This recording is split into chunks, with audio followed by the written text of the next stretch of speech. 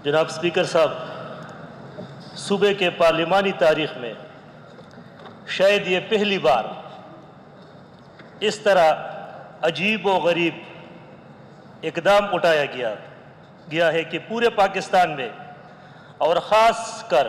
वफाक से भी पहले बजट पेश किया जा रहा है। जनाब स्पीकर साहब, एक तरफ तो सीएम साहब और फाइनेंस के वजीर मुशीर बरमला ये ऐलान कर रहे हैं कि हमारे बजट के 93% इन्हिसार वफाक पर है, जबकि दूसरे तरफ सूबा अलग पड़ा है और वफाक के बगैर और वफाक के बजट से पहले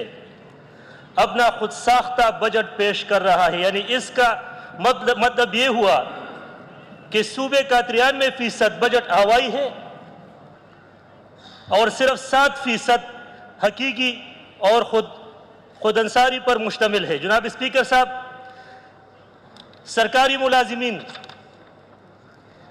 अलाउंस जैसे मेडिकल और कन्वेंस अलाउंस जो कि इस ज़माने के तनख्वाह के 4-5% जो कि 5-6 हज़ार रुपये बनते हैं,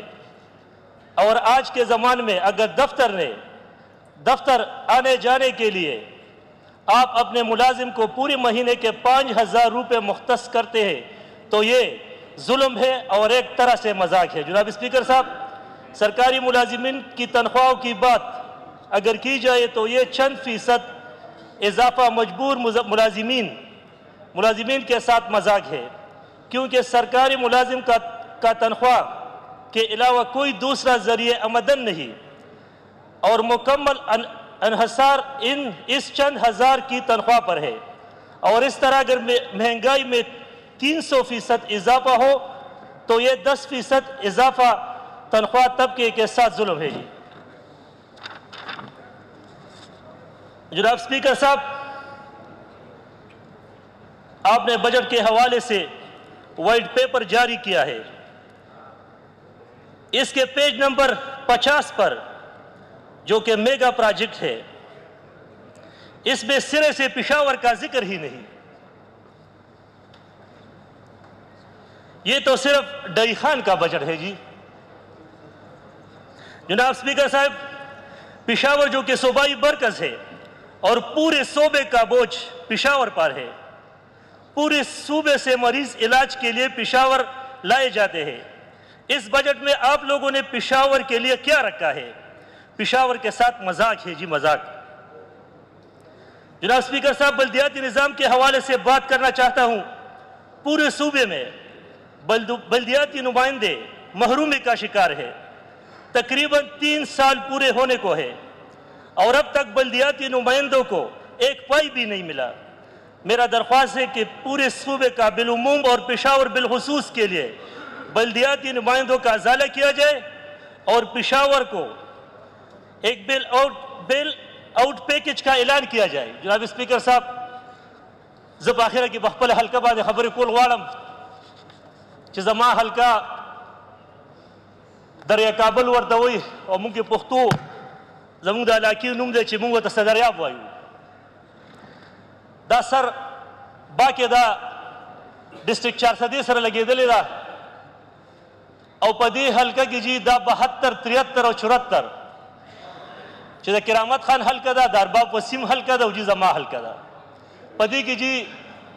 हर काल सैलाब राजी जी तासु दी मालूमात कई और पदी जमुन पदी हल्का की जी सैलाब को घटा खबर है जी चिदने का से ऊपर। जनाब स्पीकर साहब, से अब्दुल तनास या नास न देखो अगर तो ये वाजिजाना रिक्वेस्ट है जी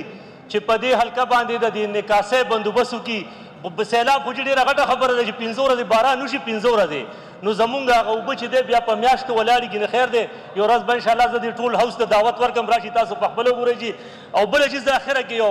डेरा जिजाना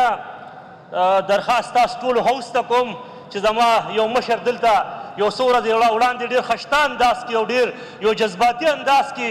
यो ऐलान करो कि 15 दे पस बजागा सूच आनकोम नुमुंग दा सूच पे इंतजारू جناب سپیکر صاحب دا خلاصي هم صاحب دی چې زه ورسره په خپله ذاتي ولاړ یم زه د هغه د هغه سوچ په انتظار یم انشاءالله زه په خپله د هغه سپورټر یم را دي شي هغه سوچ دی ان کي هغه کله ان کېږي جي په جذباتو باندې خو خبرې نه کېږي راشه په کومه شپه چې هغه اعلان شوی دی سر په کومه شپه چې هغه اعلان شوی دی د هغې نه را په دې خوا په حلقه کې 1 ګنټه بجلي نشته او 1 ګنټه خو پرېږده جي 10 منټه بجلي راشي او بیا واپس ټپي نو په اعلانونو جي څه نه کېږي یو عملي کار وکړئ هم تاسو کوئ هم به موږ تاسو سپورټ کړو خو یو کار وکړئ د عوامو له فایده ورکړئ مهرباني جي जनाब स्पीकर वैसे भी तो ज़म अज़ला के साथ जो इंसाफ हो चुका है और अभी तक जो कुछ हो रहा है क्या कहें सर उसके बारे में सूती निमा का शुरू किया जा रहा है जनाब स्पीकर इस बजट में बुक में कुछ ना कुछ तो देखा है मर्ज अज़ला के लिए इससे पहले भी जो पिछले 5 साल का दौरानिया था हमारा तो इतना नहीं था मर्ज अज़ला का तकरीबन 3 साल उसमें भी तकरीबन हमने 3 साल का जो देखा था बजट बुक में वो हमें नहीं मिल चुका है लेकिन अल्लाह करे कि जो कुछ है इसके दरमियान इसके ऊपर अमल हो जनाब स्पीकर जब मर्ज अज़ला ज़मनी हुआ था ज़िला कुरम उसको कुरम एजेंसी की खिलाया जाता था उस वक्त ज़िला कुरम में कुछ स्कीमें थी फाटा डेवलपमेंट अथॉरिटी ने वहाँ पर की थी उसका MHP मिनी हाइडल पावर जी 3 स्कीमें छोटी थी वो थी एक मलाना 300 kV का एक था जी शिलावजान जो पराचिनार का है 500 kV और इसके साथ ही 400 kV का एक और था जो उस वक्त 2018 में जब अप्रूव हुआ था तो फिर ये मर्ज हो गया जी जनाब स्पीकर उस वक्त इसका टेंडर भी हो चुका था और इसके साथ साथ सब कुछ इसके लिए एलोकेशन भी हुआ था लेकिन जब ये जम हो गया तो ये सारे आ गए इरिगेशन डिपार्टमेंट में क्योंकि उस वक्त ये इरिगेशन कुरम में मर्ज अज़ला जो थे फाटट सेक्रेटरीट जो था उस वक्त पेडो का वहाँ पर कोई वो नहीं था तो ये इरिगेशन के डिपार्टमेंट से मतलब ये सारा कुछ होता था तो जनाब स्पीकर ये इसके हवाले किया गया जब इन लोगों का आपस में मीटिंग हुआ SES के साथ तो ये पेडो के हवाले किया गया तो इसका दौरान तकरीबन 5 साल के दरमियान ये इसके ऊपर काम नहीं हुआ 6-7 महीने हो गए इसके ऊपर थोड़ा बहुत उधर तकरीबन 20% काम हो चुका है ठेकेदारों ने किया है तो जनाब स्पीकर ये ADPC निकाले गए हैं 3 स्कीमें ये जो है यो एक तो तकरीबन चपरी चार खेल का 13 मेगावाट है जी उसको भी निकाला गया है तो मेरा सर रिक्वेस्ट है मिनिस्टर साहब से सर आपसे कि इसको दोबारा ADP में शामिल किया जाए क्योंकि ये फाटा डेवलपमेंट उस वक्त की प्रोजेक्ट है उस वक्त इसके लिए 1 अरब 13 करोड़ रुपए इसके मिले थे और ये तकरीबन छोटे प्रोजेक्ट जो है ये तकरीबन 50 करोड़ के हैं उस वक्त ये दिए थे तकरीबन 1 अरब 13 करोड़ रुपए FD ने इसके हवाले किए थे इसके साथ साथ जी ये जो चपरी चार खेल है ये पेडो को जी तकरीबन 2 बिलियन 2.7 बिलियन जो 2 अरब 70 करोड़ रुपए बनते हैं वो भी जनाब स्पीकर मिल चुके हैं वो भी निकाला गया है जनाब स्पीकर इससे रेवेन्यू बहुत ज़्यादा आती है तकरीबन सालाना 1 अरब 58 करोड़ रुपए मुनाफा है और इसके ऊपर लागत आती है 9 अरब रुपए तो जनाब स्पीकर ये बहुत ज़रूरी है कि ये दोबारा शामिल किया जाए ये 4 प्रोजेक्ट्स जो है ये उस वक्त ही है 2015 से लेकर कुछ 17 तक पैनल होने वाले थे खास करके ये जो था और इसके अलावा जो 3 प्रोजेक्ट्स छोटे हैं ये जी ADP की उस वक्त की दौर की है हम जी नई स्कीम मांगेंगे कोशिश करेंगे कि हमें दी जाए लेकिन जो हमारे साथ है पहले से ये तो जुल्म तो ना किया जाए जनाब स्पीकर ये तो बहुत ज़रूरी है कि इसको दोबारा ऐड किया जाए ADP बुक में इसके साथ साथ जी मादनियात जो हमारे इलाके में बहुत ज़्यादा है ज़िला कुरम में इसके लिए जी एक तरीक़ाकार बना लिया जाए जो पुरानी कॉन्ट्रैक्टर है उसने अभी तक काम थोड़ा बहुत तो किया है लेकिन कोई तरीक़ाकार नहीं है जनाब स्पीकर कि उसके ऊपर काम करे। एक कंट्रैक्टर था, उसने तकरीबन 2-3 गोदाम में पहाड़ों से माल उठा उठा के यहाँ पर बना पहाड़ बनाए हैं, लेकिन अभी तक तकरीबन 1 साल हो चुका है, उसकी निकालने के लिए कोई जरिया नहीं है। ये भी जनाब स्पीकर ये नोट किया जाए कि इसके लिए एक ऐसा तरीक़ेकार बना लिया जाए ताकि हमारी आवाम और ये रेवेन्यू बढ़ जाए, हमारी आवाम इससे फैसिलिटेट हो